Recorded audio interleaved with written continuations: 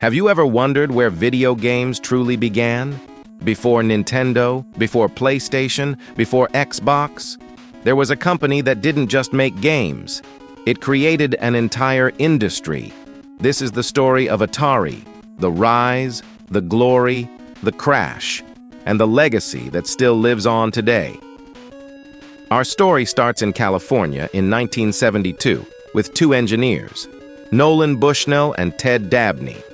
They loved arcade machines, but they had one dream: bring video games into the real world. So they created a company with a strange-sounding Japanese name, Atari, a word from the game Go, meaning a winning move. Their first big success was simple, but revolutionary. Pong, a digital ping-pong game, just two paddles, one square ball, no story, no soundtrack. But in bars and arcades across America, people went crazy for it. Machines were filling with quarters so fast that owners had to empty them several times a day. Atari wasn't just selling games. They were selling a brand new kind of fun. In 1977, Atari made its boldest move yet.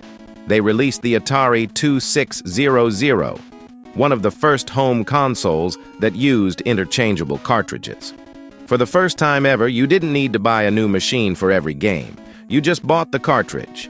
Titles like Space Invaders, Adventure, Pitfall, Asteroid suddenly turned living rooms into arcades.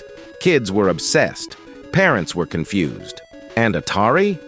Atari was making millions. By the early 80s, Atari was the fastest-growing company in American history. But success like this comes with danger. Atari was now owned by Warner Communications, and the pressure was on. They needed more games, more profits, more speed.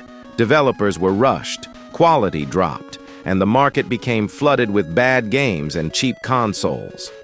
Then came the breaking point.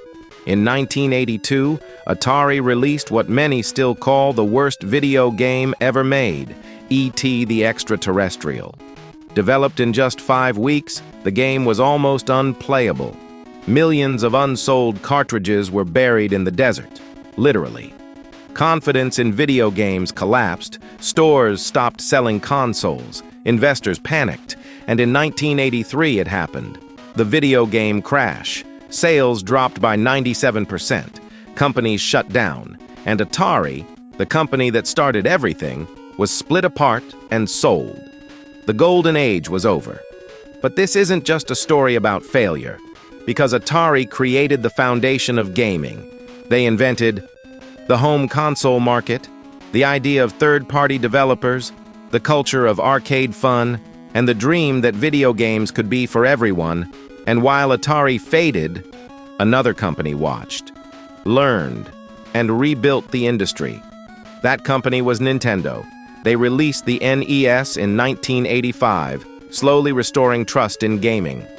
But they were only able to do that because Atari walked first. Today, Atari is just a shadow of what it once was, but its spirit still lives in every console, every controller, every game, because before the open worlds, before online play, before esports, there was a square ball, two paddles, and a dream. And that dream changed the world.